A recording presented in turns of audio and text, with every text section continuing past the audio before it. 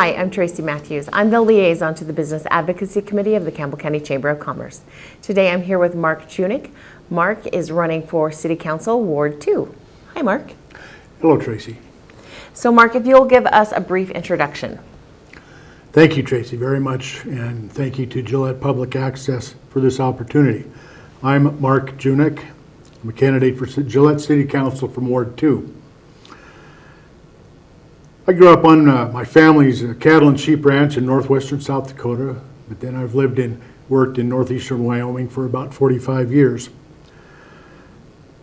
I love Gillette. My wife, Patricia, and I lived in Gillette. We've been married about 6 years, a little over 6 years.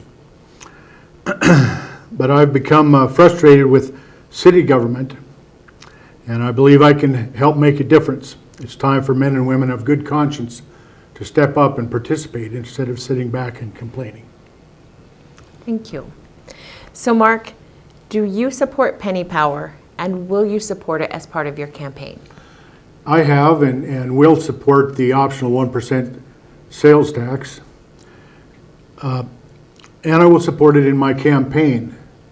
Gillette and Campbell County have benefited tremendously over the years, I believe about 46 years now, from the optional 1% sales tax. First, though, I want to point out that I firmly believe that the optional 1% sales tax should remain optional, that we have the opportunity to vote on it every 4 years.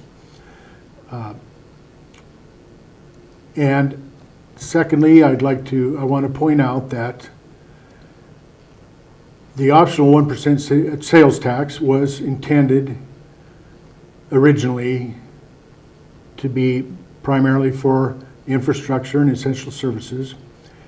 And I want its focus to remain that.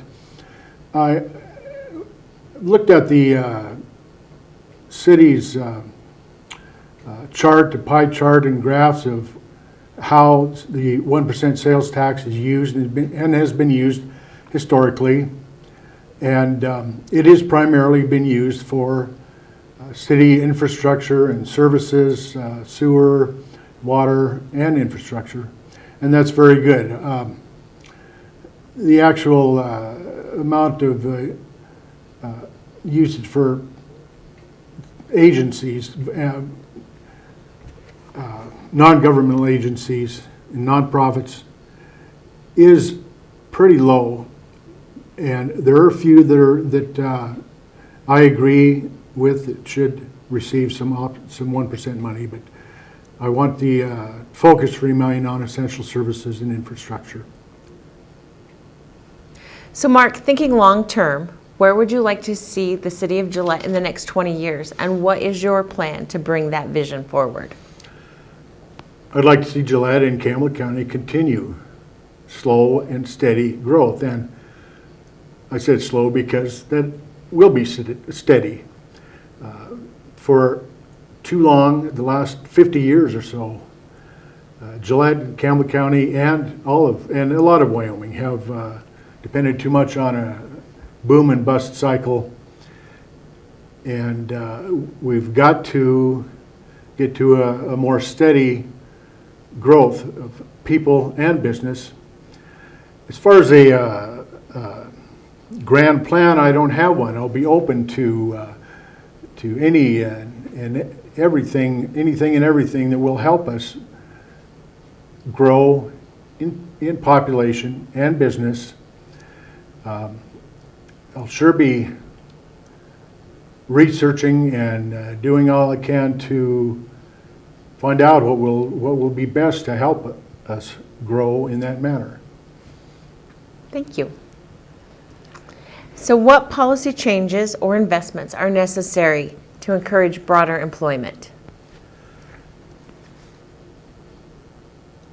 As far as policy changes and environment, city and county regulations need to be less restrictive, as least restrictive that we can be for incoming and business startups. I've heard stories about businesses that wanted to start and decided not to because rules and regulations were a little too restrictive.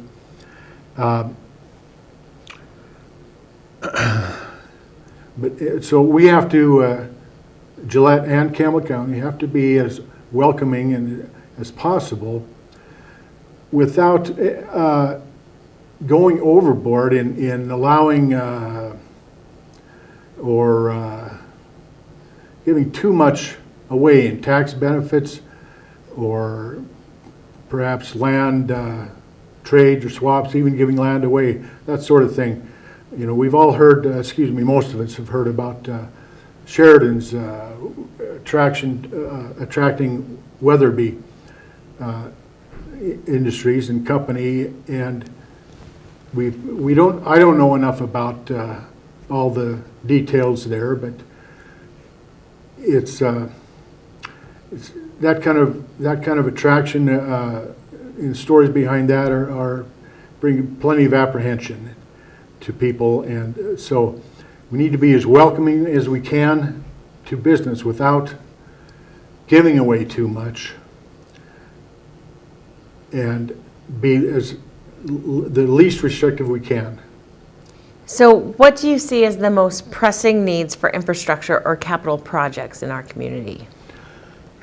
Tracy, when I asked my wife Patricia this, she answered right away: potholes.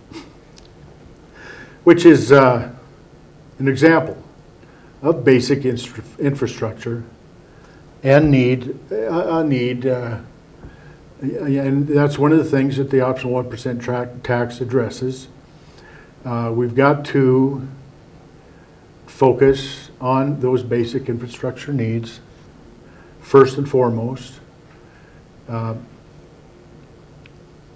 far as capital projects, a good example that's been in the news most recently, the last several months, of course, is Camplex, and it's become pretty controversial. We've heard that Camplex isn't paying for itself enough, that hasn't kept up with needed work and upkeep, and for the upcoming National High School Finals Rodeo needed plenty of work to get up to the standards they need. And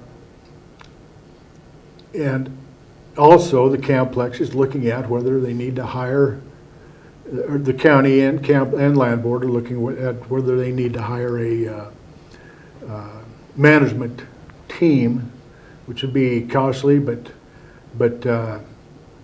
who knows, might be necessary. They're looking at that, but that's a good example of the capital project that already existing that we need to address concerns about.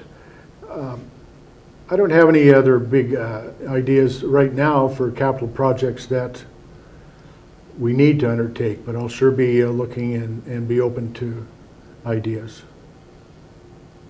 Thank you. So what city departments have you been to in the last year, and what have you learned about their different services? In the last couple of years, myself and my wife Patricia and friends have been much more interested and concerned about what's going on in city government. I've been to quite a few city council meetings, some county commission meetings, some library board meetings.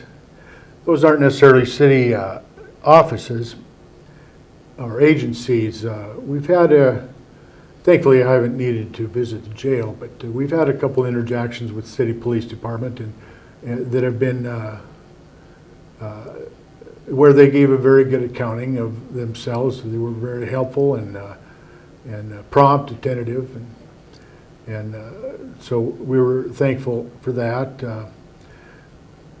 You know, I can't complain about. In fact, my point that we haven't been to or needed to visit city offices or agencies, I think speaks well that the city does a good job mostly in services. It's primarily city government that I'm frustrated with. All right. And Mark, lastly, if there's anything else that we haven't discussed in these questions that you want the voters of Campbell County to know about you, this is your opportunity. Thank you, Tracy. You know, voting is one of our most sacred privileges, and it is a privilege. I'd like to end with a quote I love from Thomas Jefferson. We in America don't have government by the majority. We have government by the majority who participate. Please take time and a little effort to do your research and find out who you think will be the best candidate. If you're in Ward 2, I'm elected. When I'm elected, I'll do my best to represent Ward 2. If you're in Ward 2, I appreciate very much your vote in the primary on August 16. Thank you, Tracy.